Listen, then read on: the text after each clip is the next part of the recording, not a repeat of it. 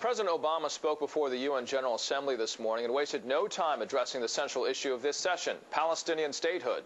The president addressed both the Palestinians and the Israelis and told them a real peace agreement between them must come first. I believed then and I believe now that the Palestinian people deserve a state of their own. But what I also said is that a genuine peace can only be realized between the Israelis and the Palestinians themselves. Israelis must know that any agreement provides assurances for their security. Palestinians deserve to know the territorial basis of their state.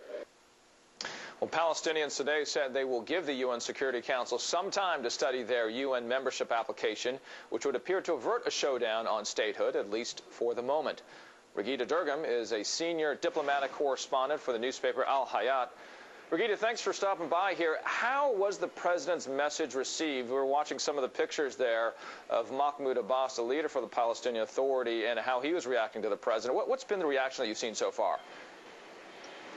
Well, they are waiting for the meeting between President Obama and President Abbas. This meeting is supposed to be taking place later on today, and that is the important result of where is the relationship between the United States and the Palestinian Authority going. The fact of the matter is that the issue of the Palestinian state, as important as it may be, and it is, the issue is much larger than this. President Obama recognized the frustration of the Palestinians going on with the process, the peace process that has become simply a process, nothing more than a process. And the Palestinians have said now, it's a new ball game. We just cannot afford to go on with promises of negotiations. And Raghida, to your point here, the president's saying that he does want statehood for the Palestinians. At the same time, he is also promising to veto any UN vote on statehood. How do those two come together? Well, that's very interesting technicality here. The veto that the president is promising is on the Security Council resolution that would give Palestine a full membership, and that would have to pass by the Security Council where the United States has a veto.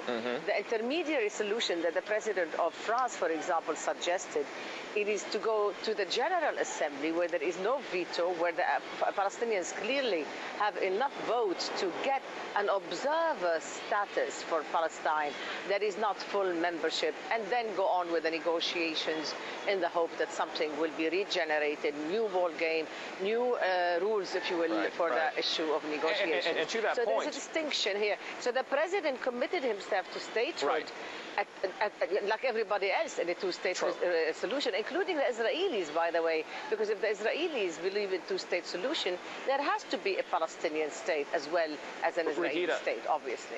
To your allusion to Nicolas Sarkozy and his statement that there was lack of progress for the last 6 decades with the Israeli-Palestinian issue, and that has hurt, some say, the U.S. reputation in the region. With a veto on top of this, as the president has said he will do on this measure, will this further hurt the reputation of the United States in the region? Surely, if the United States uses its veto, that is very harmful for Americans' image and the United States' interests, because it is not only a matter of double standards as such, but it would be an assertion that the United States has given promises and only promises, lip service, if you will, and when it came right down to it, they just opposed that the final result, the result that everybody claims they are committed to, which is a state for the Palestinians. I think that's what the president realized. He understands the harmful part of the veto. That is why he's trying to avoid it. And I think the negotiations this afternoon, they are very important. And let's hope they produce an intermediary solution, because it's a terrible thing to have such a confrontation. And speaking of meetings, Prime Minister Netanyahu met with the president earlier, and he was saying that statehood should be considered only after peace has been negotiated, but not before. Chicken or egg, statehood and then a peace treaty. That seems to be debated here. Well, if the purpose is a two-state solution, both parties should commit themselves to what would bring this about, rather. So the Israeli Prime Minister has refused to stop settlements, which led to the suspension of negotiations. I think he owes it to the Israeli people, not only to the world, to really get serious about the two-state solution, because that is in the interest of Israel.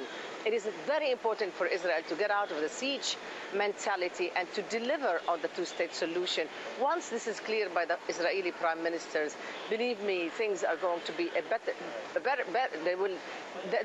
Middle East will be a better place for both the Israelis and the Palestinians and the Arabs alike, and for the Americans, who are paying a big price right now because of their being perceived as only in alliance with Israel and lip service to the Palestinians. Raghida Dergham at the UN today, thank you so much.